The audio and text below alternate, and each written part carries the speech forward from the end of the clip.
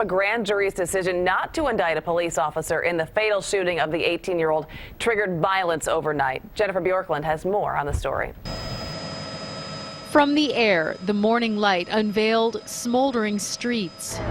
Violent protests erupted overnight after a grand jury said it would not indict Officer Darren Wilson in the shooting death of unarmed teenager Michael Brown.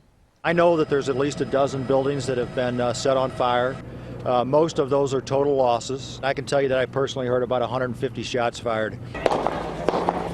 Automatic gunfire that kept firefighters at bay as building after building burned to the ground. If you go along West Florissant, those are dreams. Those are small business owners, and we've torn those dreams away.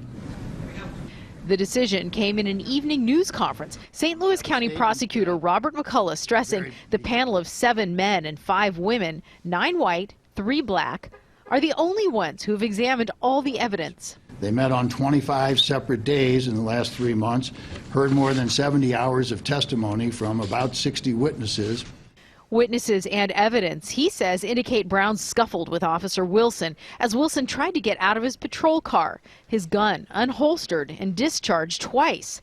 Among the documents released, these pictures of Wilson's injuries after the shooting. But that evidence did not stop the violence here last night. Our committee's got to take some responsibility for what happened tonight. As far as tearing our community apart.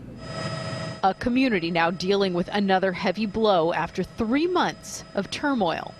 About 10 blocks of West Florissant, the business district here that was overrun last night, is still closed down. That's because investigators consider the entire stretch a crime scene.